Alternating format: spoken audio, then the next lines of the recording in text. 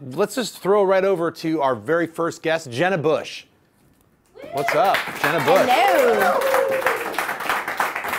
Thanks for being on the show. Thanks for having me. Well, let's talk let's just get started right into League of Leia. Legion of Leia. Legion of Leia. I've said it wrong right off the bat. It's all good. What is it?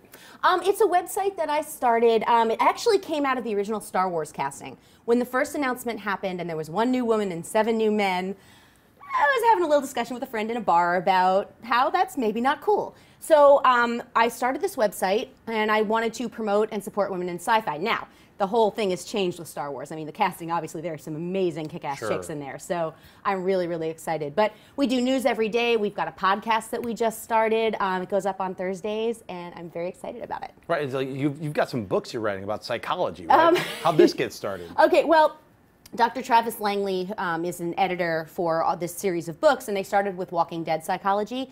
And so I have co-authored chapters and done sidebars for Star Wars Psychology, which comes out October 27th. It's on Amazon. You can pre-order it right now.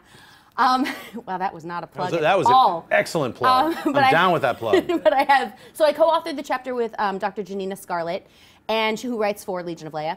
And I have one for Game of Thrones psychology and one for Star Trek psychology, and there's a few more that haven't been announced yet. Right on. Now, Legion of Leia, that has exploded. You were telling me before the show started, like, how many employees do you have right now? People are working for this woman nonstop. It's a machine. It's a creature. We've got like 17 writers, and they're all absolutely incredible. It's been mind-blowing. I've worked for about 25 different sites, but I have never run one before. Right, you were rocking Hugo, then you worked with Stan, with Cocktails with Stanley. Yeah, so. yeah. I mean, I do Huffington Post and IGN and all that, and I'm tired. I don't sleep. She doesn't look tired, though. She looks pretty sprightly, all right? makeup. She is a robot, ladies and gentlemen. I am a robot. Well, let's get into some topics. Okay. All right. Let's talk about the X-Men Apocalypse. A lot of fanboys got all sweaty and got nervous and weird when they first showed Apocalypse. Now, they were calling him Ivan Ooze because he was purple. Yeah. And I was like, look, relax, everybody. There's just some pictures. And then this picture that you just saw right up on the screen popped up a couple days ago. Now, a lot of people are saying they think it's fake. You know, I know Keith has got some opinions on this. I'm going to ask Keith to chime in a second. But what are your thoughts on this this picture of Apocalypse that popped up online? It's better. I hope it's real, because I sort of feel like he's got that Thanos thing where he just kind of looks silly. There are certain things that don't translate well from comic books to screen. Not that everything needs to be dark, not everything needs to be black leather outfits, whatever, but some things just don't translate. You can't quite do it the same way. It does look better. I want it to be real, but I've had some major issues with a lot of the costumes. Okay. I love the last movie. I'm excited for the movie. It's just the costume design I'm not on board with. So you don't think clown makeup translates into creepiness? Or? No. Well, no, that's not true. I have a problem with clowns. There you go. I can't. I love creepy clowns, and that's what Apocalypse looks like, a creepy clown. Keith, is it real or fake? What do you think? Keith Tralins, he's the CEO of Comikaze. Hello, world. Nice to see you. You know, I am a huge X-Men fan, and I love the Apocalypse storyline.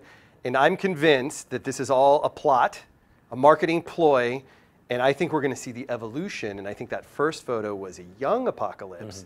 And I think what they just released is going to be Apocalypse in all his badass glory. So I'm actually extremely excited for it. Yeah.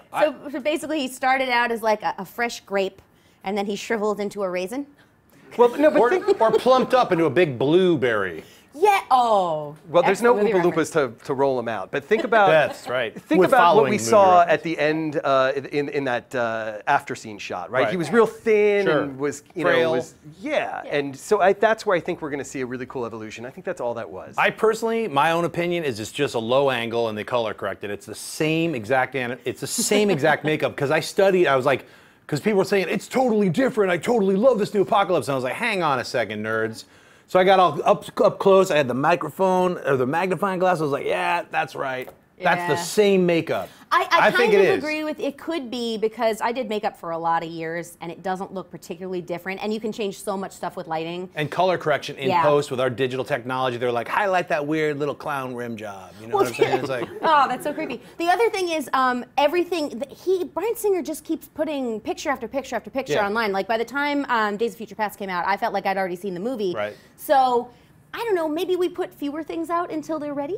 Just, you know, idea. I just love it when they ruin the entire movie in a trailer, right, guys? Oh, yeah. That's the best part. Hey, I feel like I saw all of it in 2 minutes. Knock it off! Cut it out! We want to see the movie already. Stop showing us everything.